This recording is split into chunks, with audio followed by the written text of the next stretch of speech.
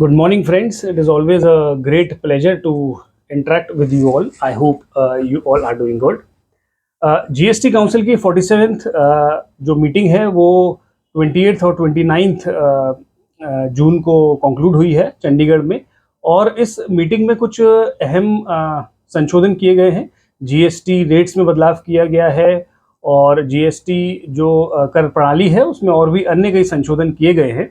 तो आज का जो हमारा डिस्कशन है वो that will be focused on the footwear segment, जो फुटवेयर इंडस्ट्री है, और उस फुटवेयर इंडस्ट्री पे क्या संशोधन ऐसे हुए हैं जिसका सीधा प्रत्यक्ष रूप पे इम्पैक्ट पड़ने वाला है। तो उसको आज हम लोग डिस्कस करेंगे। तो the first amendment related to the footwear industry is regarding the tax on the composition leather और द फिनिश्ड लेदर। जीएसटी जो फुटवेयर के निर्माण में कॉम्पोजिशन या फिनिश लेदर लगता है उस पे the rate of GST has been increase from 5% to 12%, यानी कि जो 7% का एक कंपोनेंट इंक्रीज किया गया है। और अब या तो अगर वो कंपोनेंट जो फिनिश लेदर है वो इम्पोर्टेड लेदर है, आउट ऑफ इंडिया से इम्पोर्ट किया जाता है, तो उस पर जो भी कारोबारी हैं उस पर 5% की जगह 12% उनको आईजीएसटी चुकाना पड़ेगा। या जो ऐसे मैन्युफैक्चरर्स हैं जो लोकली उस इंडिया के अंदर ही उसको माल खरीदते हैं तो भी उनको 7% का अतिरिक्त कर अब लेदर की खरीद पे चुकाना होगा।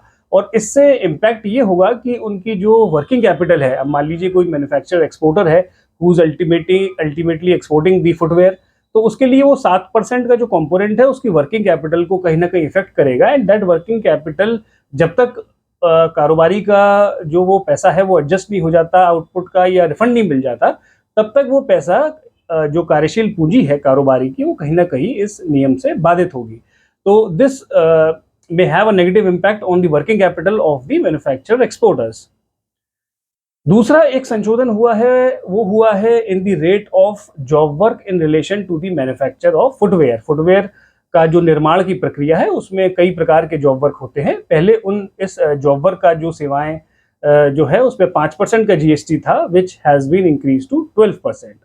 तो अगेन इस जो ये निर्णय लिया गया है इससे there will be an increment of 7% outflow on the purchase of these services, on the invert supply of these services. तो अब मान लीजिए वो मैन्युफैक्चरर एक्सपोर्टर है तो उसको ये सारा पैसा रिफंड अल्टीमेटली लेना होता है सरकार से, तो जो 7% का अतिरिक्त टैक्स अब सरकार के पास उस जॉब वर्क की सेवा पे चला जाएगा, तो उस निर्माता फुटवेयर कारोबारी को वो अब उसको सरकार से वापस लेना पड़ेगा। तो ये जो दो एक रेट ऑफ टैक्सेस में संशोधन हुए हैं। फिर एक संशोधन हुआ है, अभी तक जीएसटी कानून में हम सभी को पता है जो intra state supply of goods करते हैं उनके लिए 40 लाख की एक रजिस्ट्रेशन की लिमिट है।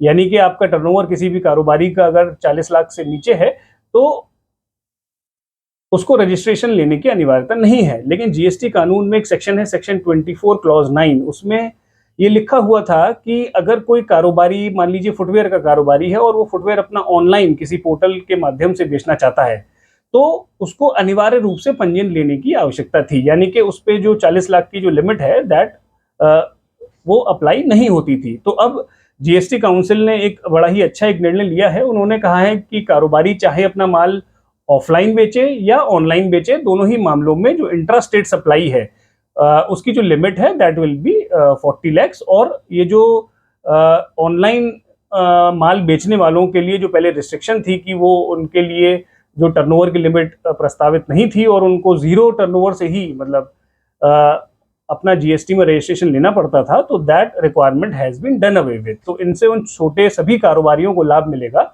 जो कारोबारी अपना माल कहीं ना कहीं किसी ऑनलाइन पोर्टल के माध्यम से बेचते हैं। This modus operandi is very common in the footwear industry. फिर चौथा एक संशोधन ये हुआ है कि जिन जो जैसे रिटेलर्स हैं जिनके पास कॉम्पोजिशन स्कीम रहती है, कॉम्पोजिशन स्कीम 1.5 करोड़ तक हमें मालूम है 1% इज द स्कीम। तो इस कॉम्पोजिशन स्कीम में भी ये नियम था कि अगर कोई कारोबारी ऑनलाइन सेल करता है तो कॉम्पोजिशन स्कीम का जो बेनिफिट है वो उसको नहीं मिलता था। तो इस जीएसटी काउंसिल की मीटिंग में निर्णय लिया गया है कि even if any supplier is selling the goods या वो कॉम्पोजिशन स्कीम लेना चाहता है तो उसके लिए अगर वो ऑनलाइन बिक्री भी कर सकता है। तो this is a very welcome step. तो इन दोनों ही जो रजिस्ट्रेशन का मैंने आपको प्रावधान बताया और जो कॉम्पोजिशन स्कीम का जो बेनिफिट बताया, वो दोनों ही जो प्रावधान हैं, वो अब उन प्रावधानों से क्यूमुलेटिव इफेक्ट ये हुआ कि चाहे कारोबारी ऑनलाइन बेचे या ऑफलाइन बेचे, उसके लिए दोनों ही एक ही पटल दिया गया है। Another very important amendment which has come up for the footwear industry, especially for the footwear manufacturers. हम सभी को मालूम है कि जो 1000 से ऊपर का जो फुटवेयर है वो दैट इज 18%, और जो 1000 रुपये तक का फुटवेयर बिकता है उस पर जो रेट ऑफ टैक्स है दैट इज 12%। अब होता क्या है कि जनरली मान लीजिए आउटपुट पे 12% टैक्स है, कई ऐसे इनपुट्स हैं जिन पे रेट ऑफ टैक्स जो है वो 18% है, और काफ़ी ऐसी सर्विसेज भी रहती हैं जिन पे रेट ऑफ टैक्स 18% है। तो होता क्या है कि इनपुट पे रेट ऑफ टैक्सेस ज़्यादा होते हैं और आउटपुट पे रेट ऑफ टैक्सेस कम होते हैं। तो ऐसे जो मैन्युफैक्चरर्स हैं उनकी आईटीसी एक्यूमुलेट होती जाती है, और एक्यूमुलेट होने का कारण होता है inverted duty structure. Inverted duty structure का मतलब हुआ कि आउटपुट पे the rate of tax is less और इनपुट पे rate of tax is higher. तो अभी तक क्या था कि जो फॉर्मूला था जीएसटी कानून में ऐसे मामलों में रिफंड लेने का, उसमें केवल इनपुट्स पे जो रिफंड है वो दिया जाता था, यानी कि जो आप कच्चा माल कोई निर्माता कारोबारी खरीदेगा, केवल उसका ही इनपुट उस फॉर्मूले में कंसिडर किया जाता था। यानी कि जो इनपुट सेवाएं अगर ली जाती थी तो उनका रिफंड जो है इन्वर्टेड ड्यूटी के फॉर्मूले में नहीं दिया जाता था। हालांकि इस संबंध में एक सुप्रीम कोर्ट का मामला आया था in the case of वीकेसी footsteps, और ये मामला था 13 सितंबर 2021 का। और इस जजमेंट में सुप्रीम कोर्ट ने विभाग के पक्ष में निर्णय दिया था और ये बोला था कि जो फॉर्मूला दिया गया है उसको हम उसमें कुछ त्रुटि है या उसमें कुछ एनोमली है, और एज अ लॉ हम जो निर्णय देंगे वो कारोबारी उनके विभाग के पक्ष में है।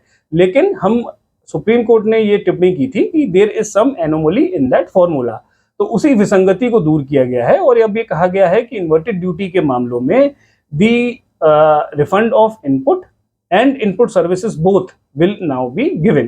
तो ये बड़ा ही एक वेलकम स्टेप है जिसमें इनपुट सेवाओं का भी अब जो ऐसे कारोबारी हैं जिनकी इनपुट पे रेट ऑफ टैक्स ज़्यादा होने के कारण आईटीसी अटकता है, अब वो सेवाओं के जो इनवर्ट सप्लाई है यानी कि जो उन्होंने सेवाएं ली हैं उस पर भी अब रिफंड क्लेम कर सकते हैं। तो ये जो इम्पैक्ट है जीएसटी काउंसिल के कुछ महत्वपूर्ण निर्णय थे which are applicable and they have an impact on the footwear industry. So in the next capsule we will be discussing some another important decisions which are taken by the GST Council. So stay tuned, and if you like this channel and you feel it informative, so do give and subscribe to my channel. Thank you and have a nice day. Thank you.